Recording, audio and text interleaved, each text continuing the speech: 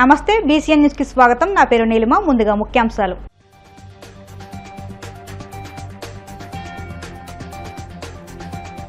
తిరుపతి కపిలేశ్వర ఆలయంలో పారిశుద్ధ్య కార్మికుడి అవతారం ఎత్తిన చంద్రబాబు.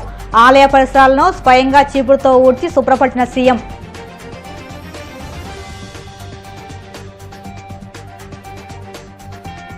గన్నవరంలో ఏక్లాట్ హెల్త్ సొల్యూషన్స్ కార్యాలయాన్ని ప్రారంభించిన మంత్రి నారా లోకేష్. విజయవాడ నగరానికి ఇది ఎంతో గర్వకారణం కానుందని వెల్లడి.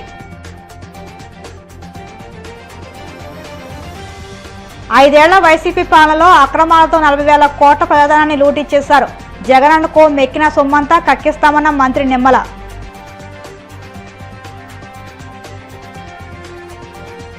ఎన్నికల హామీలు అమలు చేయడంలో కూటమి సర్కారు విఫలమైందన్న వైసీపీ నేత కేకే రాజు. తప్పులు కప్పిపుచ్చుకునేందుకు తెరపైకి లెక్క స్కామ్ తీసుకొచ్చారని ధ్వజం. ముఖ్యమంత్రి చంద్రబాబు తిరుపతిలోని కపిలేశ్వరాలయం సందర్శించారు. ఈ సందర్భంగా ఆయన పారిశుద్ధ్య కార్మికుడే అవతారం ఎత్తారు. ఆలయ పరిసరాలను స్వయంగా శుభ్రపరిచారు. చీపురుతో ఊడ్చి అనంతరం శుభ్రంగా తుడిచారు. పారిశుద్ధ్య కార్మికులతో ఆప్యాయంగా ముచ్చటించారు.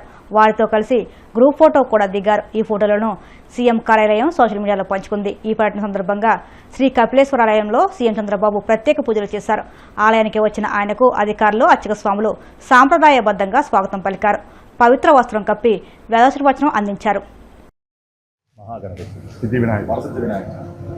నమో వ్రాతపతయే నమో గణపతయే నమ ప్రమథపతయే నమస్తే అస్తు లంబోదరాయ ఏకదంతాయ విఘ్న వినాశినే శివసుతాయ శ్రీవరదమూర్తయే నమో నమః. వరసిద్ధి వినాయక స్వామినే నమః.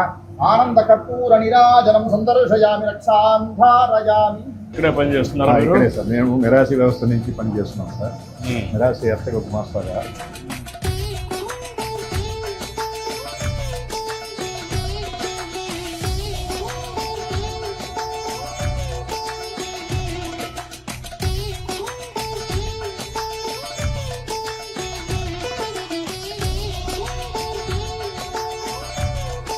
కపిల తీర్థం ఇక్కడే ఉంది. ఇది కాకుండా వెంకటేశ్వర స్వామి పైనే ఉన్నాడు. కాబట్టి ఈ ప్రాంతం ఎప్పుడు ఇదే కాదు, రాష్ట్రం ప్రపంచం సుభిక్షంగా ఉండాలి. మనం అందరం ఆరోగ్యంగా ఆనందంగా ఉండాలి. అందరి జీవన ప్రమాణాలు కూడా బాగుండాలి. అదే మీరందరూ ప్రతిరోజు ఆశీర్వదిస్తున్నారు. దానికోసం నేను పనిచేస్తున్నాను. ఆంధ్రప్రదేశ్లో ప్రతి నగరం డిజిటల్ గ్రోత్ ఇంజిన్గా ఎదగాలని కోరుకుంటున్నామని మంత్రి నారా లోకేష్ పేర్కొన్నారు.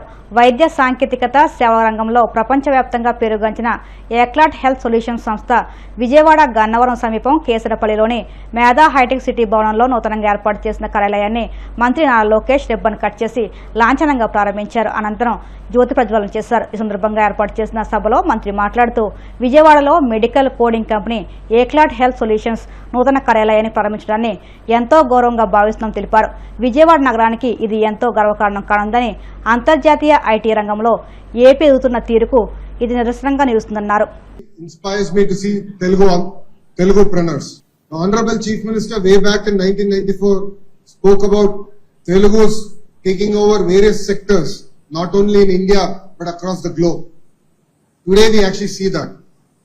And as part of that, it's inspiring to see Karthik, what he has come to achieve and the kind of businesses that they've come to build. Honestly, I'm very envious in his ability to think and actually execute. Execution part is Sneha, so he's very lucky in that sense. While everyone else is looking at going to other major cities, it was Karthik and Sneha who believed in here's 2 cities. I remember very well when Sneha told me back that they're going to Karimnagar. And it's really exciting to see the kind of ecosystem that they've built in Karimnagar. And now with open hands, we are now welcoming them to our great capital city, Amravati and Vijayawada here. Today it's not just about a launch of a company. It's a launch of dreams, dignity and digital empowerment. I'm really happy to know that we are now, I see close to 300 young kids in front of me who have gotten the first job.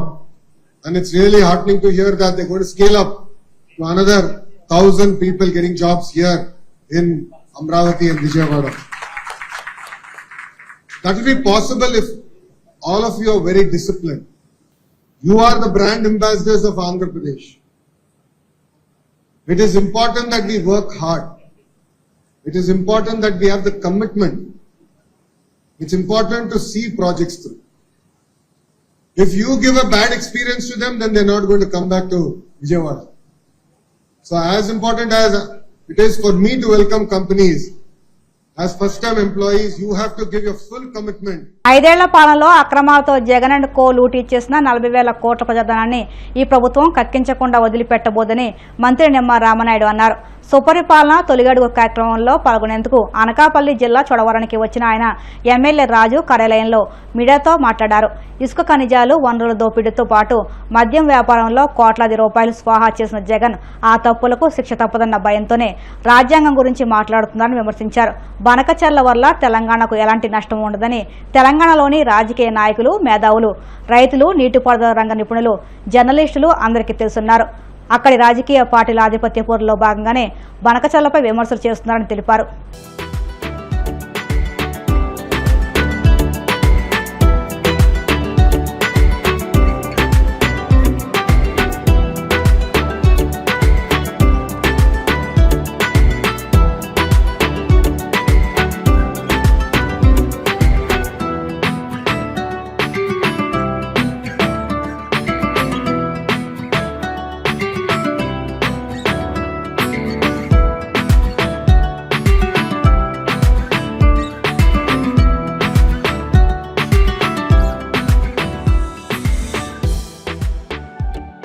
ఈరోజు ఈ చోడవరం ఏ ఇంటికి వెళ్ళినా, ఏ గడప దగ్గరికి వెళ్ళినా, ఏ వీధికి వెళ్ళినా, ఏ ఓడకి వెళ్ళినా మహిళలు ఎదురొచ్చి హారతలిచ్చి పూలజల్లు కురిపించి స్వాగతం పలుకుతూ సంవత్సరం జరిగినటువంటి పాలన ఎంతో సంతృప్తిగా ఉందని ప్రజలందరూ కూడా ఆశీర్వదిస్తున్నటువంటి పరిస్థితి మనకు కళ్ళెదుట మనకు కనిపిస్తున్నటువంటి స్థితి.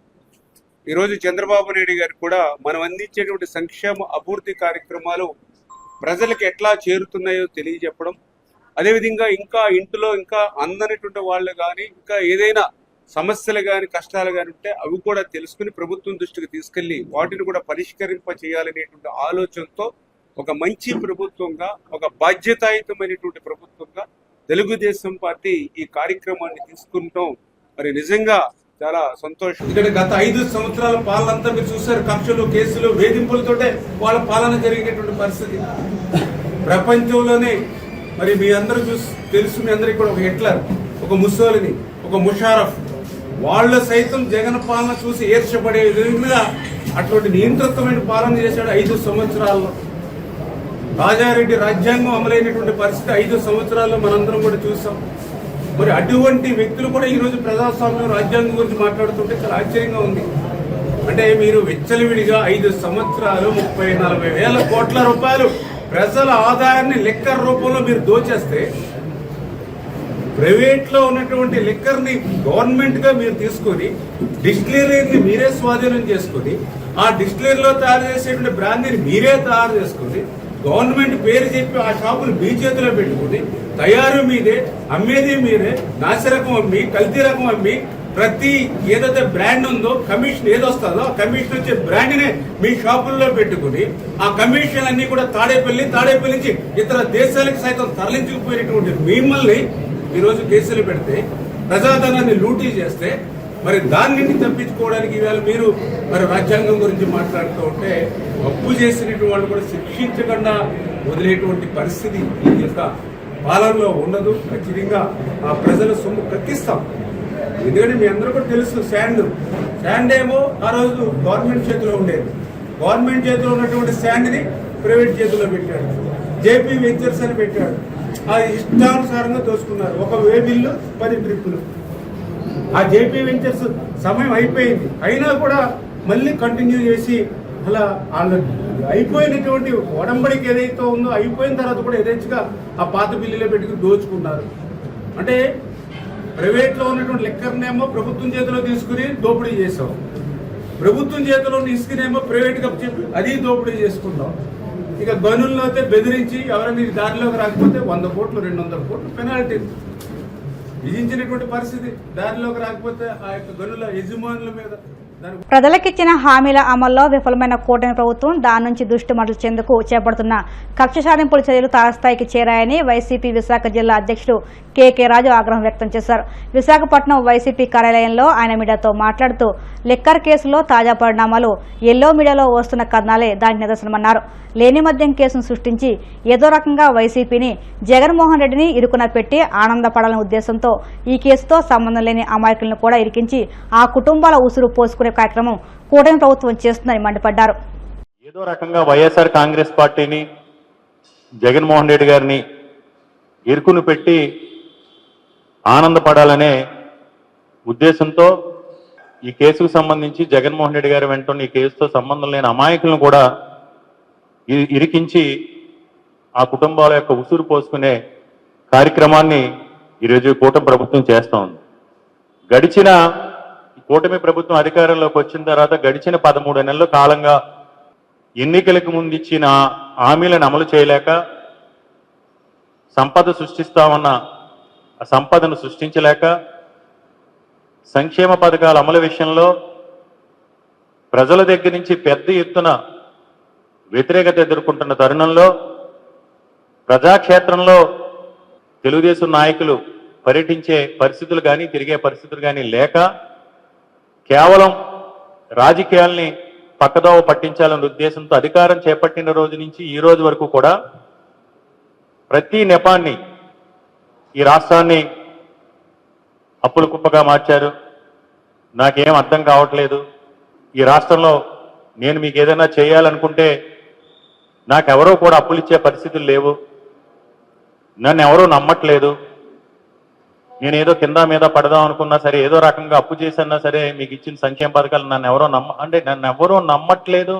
స్వయంగా ముఖ్యమంత్రి గారే చెప్తే దీని అర్థం ఏంటి అంటే ప్రజలకి అండగా నిలబడి భరోసా ఇవ్వాల్సిన ఒక ముఖ్యమంత్రి స్థాయిలో ఉన్న వ్యక్తి 40 సంవత్సరాలు రాజకీయ అనుభవం ఉందని చెప్పుకునే వ్యక్తి ఈ రాష్ట్రంలో ఈ రాష్ట్రానికి ఈ రాష్ట్ర ప్రభుత్వానికి అప్పులు ఇచ్చే పరిస్థితుల్లో మమ్మల్ని ఎవరూ నమ్మట్లేదని చెప్తే మీరే అభద్రతా భావంలో ఉంటే రేపొద్దుట ప్రజలు ఏమవుతారు? వీటన్నిటిని కూడా దృష్టిలో పెట్టుకుని మీరు చేస్తున్న కార్యక్రమాలను ఎప్పటికప్పుడు ఎండగడుతూ మీరు ప్రజలు కూటమి ప్రభుత్వం ముఖ్యమంత్రి చంద్రబాబు నాయుడు గారు ఎన్నికలకు ముందు ప్రజల్ని మోసం చేసిన తీరుని ప్రజాక్షేత్రంలో ఎప్పటికప్పుడు ప్రశ్నిస్తూ ప్రజల పక్షాన నిలబడి ప్రజాస్వామ్యతంగా ప్రజలకు రావాల్సిన సంక్షేమ పథకాల అమలు విషయంలో కానీ హక్కుల విషయంలో కానీ విధుల విషయంలో కానీ వైఎస్ఆర్ కాంగ్రెస్ పార్టీ చేస్తున్న పోరాటాన్ని చూసి ఓర్వలేక రకరకాల స్కాముల్ని తీసుకొచ్చి ఆ స్కాములు వైఎస్ఆర్ కాంగ్రెస్ పార్టీ ప్రభుత్వం పైన వైఎస్ఆర్ కాంగ్రెస్ పార్టీ నాయకుల పైన రుద్దే ప్రయత్నం చేస్తున్నారు. ముఖ్యంగా లేని లిక్కర్ స్కామ్ను సృష్టించి ఎల్లో మీడియాలో పుంకాలుగా కథనాలు రాసి 50,000 కోట్లని 80,000 కోట్లని 30,000 కోట్లని 20,000 కోట్లని తర్వాత 10,000 కోట్లని ఈరోజు 3,000 కోట్లకు వచ్చారు. 80,000 కోట్లు ఎక్కడ, 3,000 కోట్లు ఎక్కడ? కొన్ని దీని ఎవరైనా ఇప్పటి వరకు కూడా ఎవరైతే లిక్కర్ స్కామ్ సంబంధించి స్పెషల్ ఇన్వెస్టిగేషన్ టీం ఏదైతే ఉందో ఆ టీంలో సభ్యులు ఎవరైనా ఎక్కడైనా పత్రికాముఖంగా కానీ ఎక్కడైనా దీని గురించి ఎక్కడైనా ప్రస్తావించారా? దీనికి ఇప్పటి వరకు ఎక్కడైనా అరెస్ట్ చేసిన వ్యక్తుల దగ్గర కానీ లేకపోతే వారి వెనుకున్న వ్యక్తుల దగ్గర కానీ మీరు ఎవరైతే కొంతమంది అధికారులు పట్టుకుని అధికారులు బెదిరించి నయానో భయానో అధికారుల చేత తప్పుడు స్టేట్మెంట్ ఇప్పించారని ఏ విధంగా అయితే మీరు మీ పత్రికల్లో రాస్తున్నారో పోనీ అధికారుల దగ్గర కానీ వీరెవరి దగ్గరైనా ఇప్పటి వరకు ఎలాంటి సాక్ష్యాలైనా మీకు దొరికినాయా? పోనీ ఎక్కడైనా నగదు రూపంలో కానీ ఏదైతే మీరు కట్టలుగా గుట్టలుగా నగదు దోచుకున్నానని చెప్తున్న నగదు ఇప్పటి వరకు ఎక్కడైనా సరే పట్టుకున్న దాఖలాలు ఏమైనా ఉన్నాయా? ఏమీ లేవు, ఏవి ఉండవు. కేవలం డబుల్ ఇంజిన్ సర్కార్ పేరు చెప్పి కూటమి పేరు చెప్పి సంక్షేమ పథకాలు సూపర్ 6 అని సూపర్ 7 అని అమలు కాని హామీలన్నీ ఇచ్చినా సరే వైఎస్ఆర్ కాంగ్రెస్ పార్టీ మీద జగన్మోహన్ రెడ్డి గారి మీద ఈ రాష్ట్ర పరిస్థితుల మీద 14 లక్షల కోట్ల అప్పులు ఉన్నాయని దుష్ప్రచారాలు చేసినా సరే వైఎస్ఆర్ కాంగ్రెస్ పార్టీకి 40% ఓట్ షేర్ వచ్చింది. ఏదో రకంగా వైఎస్ఆర్ కాంగ్రెస్ పార్టీని నిర్వీర్యం చెయ్యాలి అని ఉద్దేశంతో ఇప్పటి వరకు ఎలాంటి ఆధారాలు లేకపోయినా సరే జగన్మోహన్ రెడ్డి గారి వెన్నంటి గత ప్రభుత్వంలో వైఎస్ఆర్ కాంగ్రెస్ పార్టీలో ఉన్న కొంతమంది పెద్దలను ఇబ్బంది పెట్టే ప్రయత్నం చేస్తున్నారు. ఇప్పుడు కాసేపు ప్రకటనలు.